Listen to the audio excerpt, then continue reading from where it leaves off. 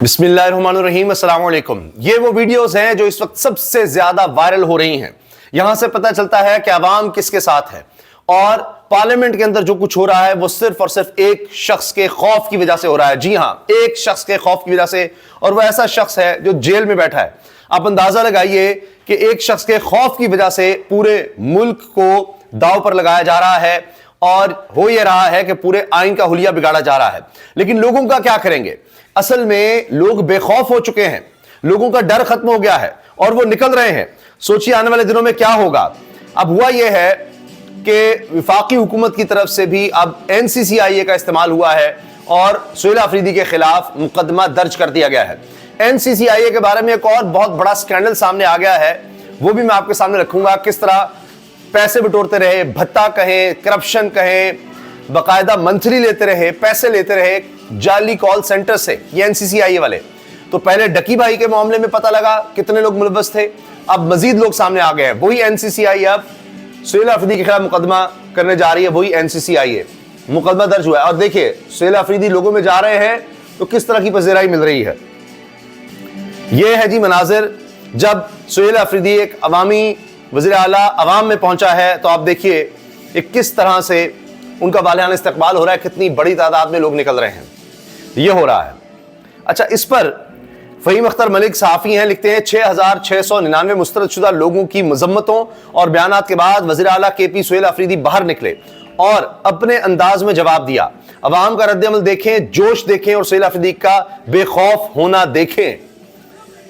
یہ آپ دیکھیے کہ وہ ڈر نہیں رہا، خوفزدہ نہیں ہو رہا، لوگوں میں آیا ہے، لوگ اس کے نعرے لگا رہے ہیں۔ اب یہ ایک کھلاڑی ہے کپتان کا، اور لوگوں کا جوش و خروش دیکھیے۔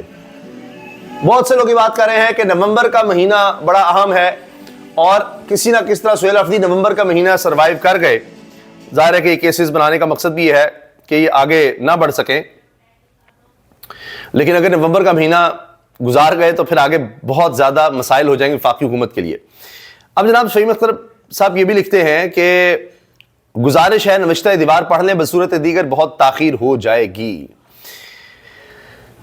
تو لگتا یہ ہے کہ سوچ لیا گیا ہے کہ مقدمہ تو بنے گا، کیونکہ اب NCCIA کی طرف سے مقدمہ درج کیا گیا ہے۔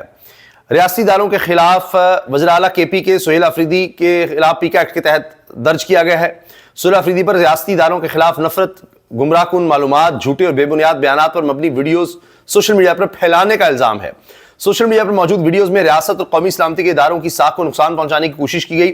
وزیر اعلیٰ KP نے اڈیالہ جیل کے باہر ریاستی اداروں کے خلاف جھوٹ پر مبنی میڈیا ٹاک کی۔ PTI کے آفیشیل پیج سے بھی ریاستی اداروں کے خلاف ویڈیو کو پھیلایا گیا متن۔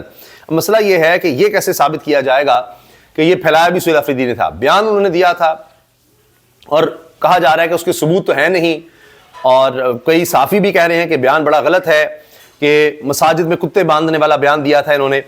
تو اس پر وزیر اعلیٰ خیبر پختونخوا سہیل آفریدی کے خلاف NCCIA نے مقدمہ درج کر لیا ہے۔ اب کیا ان کو گرفتار کیا جائے، کیس آگے چلے گا؟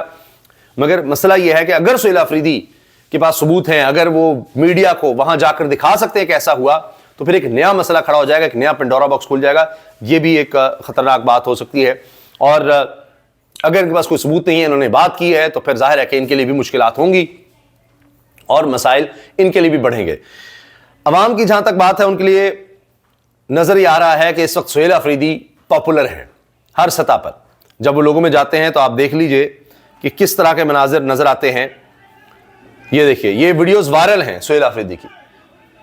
اس طرح کی ویڈیوز گردش کر رہی ہیں کہ لوگوں میں گئے ہیں، وہاں پر BRT سسٹم کا بھی انہوں نے دورہ کیا، لوگوں میں گھل مل گئے۔ یہ دیکھیں آپ، یہ ہیں وہ ویڈیوز جن کا چرچا ہے ہر طرف، اب انہی ویڈیوز کی بات ہو رہی ہے، یہی مناظر ہیں۔ NCCIA کرپشن سکینڈل آ گیا ہے ایک اور، وہی NCCIA جو مقدمہ درج کر چکی ہے سہیل آفریدی کے خلاف۔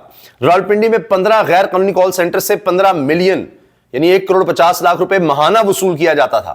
1,50,00,000۔ ایڈیشنل ڈائریکٹر شہزاد حیدر کی ٹیم یہ رقم فرنٹ مین حسن امیر کے ذریعے وصول کرتی تھی۔ اس میں بہت سے نام سامنے آئے ہیں۔ 190 ملین ستمبر 2024 سے اپریل 2025 تک وصول کیے گئے، یعنی 12 کروڑ روپیہ وصول کیا جا چکا ہے۔ سب انسپیکٹر بلال نے نئے کال سینٹر کے لیے 8 لاکھ روپے ماہانہ طے کیا۔ اسلام آباد کے سیکٹر F11 میں کال سینٹر پر چھاپا مار کر ڈیل کی گئی۔ SHO मियां इरफान ने वो डील 40 मिलियन यानी 4 करोड़ रुपए में फाइनल की। मई 2025 में आमिर नजीर को रावलपिंडी ऑफिस की कमांड दी गई। नदीम खान डिप्टी डायरेक्टर और सारिम अली बतौर सब इंस्पेक्टर तैनात हुए। डिप्टी डायरेक्टर सलमान अलवी भी इस टीम का हिस्सा बन गए। इस टीम ने भी 15 मिलियन यानी 1 करोड़ 50 लाख रुपए भत्ता लेने का सिलसिला जारी रखा। सब इंस्पेक्टर सारिम ने अपना एक मुंशी महिउद्दीन को फ्रंट पेन रखा। रावलपिंडी में कॉल सेंटर पर छापा मारकर 14 चीनी शहरियों को गिरफ्तार किया। सारिम ने अपने फ्रंट मैन के जरिए चीनी शहरी कैलोन की बीवी से राबता किया। पाकिस्तानी खातून अरीबा रुबाब ने चीनी शहरी कैलोन से शादी की थी। खातून ने शौहर की बाजियाबी के लिए 8 मिलियन 80 लाख रुपए फराम किए। बाकी 13 चीनी शहरियों की रिहाई के लिए 12 मिलियन 1 करोड़ 20 लाख रुपए वसूल किए गए। सारिम ने अरीबा के शौहर पर तशद्दुद किया और वीडियो अरीबा को भेजी। कानूनी लवाजमात पूरे करने के लिए मजीद 1 मिलियन वसूल किया, 10 लाख। इस छापे से 21 मिलियन 2 करोड़ 10 लाख रुपए की हासिल रकम तकसीम की गई। सारिम अली ने 1.7 मिलियन यानी 17 लाख, उस्मान बिशारत 14 लाख, ज़हीर अब्बास को 10 लाख दिया गया। डिप्टी डायरेक्टर नदीम ने उस्मान बिशारत के ऑफिस से 95 लाख हासिल। एडिशनल डायरेक्टर आमिर नजीर 70 लाख अदा किए। 27 लाख नदीम ने खुद रखे। मुलजमान की गिरफ्तारी के लिए टीमें तश्कील दे दी गई हैं। FIA जराए ये बता रहे हैं। अब NCCIA में बैठे आप देखिए लोग क्या क्या करते हैं, भत्ता वसूल करते रहे।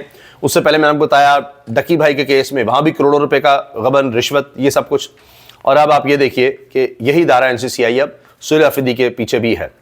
तो देखते हैं कि इसमें क्या होता है। ये देखिए, ये भी जी मनाजर हैं जब सुहेल अफरीदी अवाम में आए हैं। जोश देखिए, लोग वीडियोस बना रहे हैं, करीब पहुंच रहे हैं कि देखें यहां तक हम पहुंच गए थे। तो इससे आप सुहेल अफरीदी की मकबूलियत का अंदाजा लगा सकते हैं। तो अब ये नजर आ रहा है कि जी आगे तसादुम है और वाकिफान हाल ये कह रहे हैं कि एक तरफ पॉपुलैरिटी है जो नजर आ रही है और इस पॉपुलैरिटी को कंट्रोल करने के लिए विफाकी हुकूमत ये कर रही है कि ऐसे कवानीन बनाएं कि जिससे उनको लगे कि अब उनकी राह में कोई रुकावट नहीं है। लेकिन जब सब कुछ 3.5 साल से कंट्रोल में था, ये जरा सोचिएगा, इस बात पर गौर कीजिएगा। कुछ भी करना हो उसके लिए आइन कानून की कोई जरूरत नहीं थी। अदालत कंट्रोल में थी, आईनी बेंच बना दिया गया था, फिर आईनी अदालत, सुप्रीम कोर्ट, पाकिस्तान का खात्मा। ये सब क्या है? ये सिर्फ और सिर्फ खौफ है। और ये सिस्टम इतना बोझ अब अपने ऊपर डालता चला जा रहा है, इतना बोझ डालता चला जा रहा है कि अभी 26वीं तरमीम के बाद इतने मसाइल बने कि 27वीं तरमीम लानी पड़ी है। अभी 27वीं के बाद कहा जा रहा है 28वीं आनी है। ये खुद अपने बोझ तले दबने वाले हैं और आपको अंदाजा हो जाएगा आने वाले दिनों में खबरें ऐसी आएंगी। अभी आप इनकी बुखराहट देखिए, इनका खौफ देखिए, इनकी कानून साजी देखिए। जब इस तरह के मनाजिर देखते हैं तो और डर जाते हैं कि भाई मकबूल तो ये लोग हैं, अवाम इनके साथ हैं, तो अब क्या करें? अवाम में तो हम जा ही नहीं सकते, अवाम का तो हम मुकाबला कर ही नहीं सकते, वोट तो हमने अब लेने नहीं है, तो इलेक्शन कमीशन में कोई 2 नंबरी लगाएं, वो भी पता नहीं कब तक चल सके, कब ना चल सके। तो लिहाजा कानून ऐसा बना दें, अदालतें हमारी हों, कमीशन हमारे हों, सब कुछ हमारा हो, मगर उसके बावजूद इनको जरूरत पड़ रही है मजीद कानून साजी करने की। तो ये नजर आता है कि निज़ाम खौफ का शिकार है, कमजोर है। इनको ये डर है कि किसी भी वक्त खान बाहर आ सकता है और फिर हमारा क्या बनेगा। इनको खुद यकीन नहीं है कि ये पता नहीं कितने अरसे तक इमरान खान को जेल में रख सकते हैं। और इस वजह से सब कुछ हो रहा है कि यही अवाम जो आज सुहेल अफरीदी के लिए सड़कों पर आए हुए हैं सिर्फ इसलिए कि जी ये इमरान खान का नामजद करदा वज़ीर आला था। तो सोचिए फिर कोई कैंपेन बनती है, कोई तहरीक बनती है, तो लोगों का क्या रद्द अमल होगा। तो ये है असल खौफ, ये है असल डर। अल्लाह हाफिज़।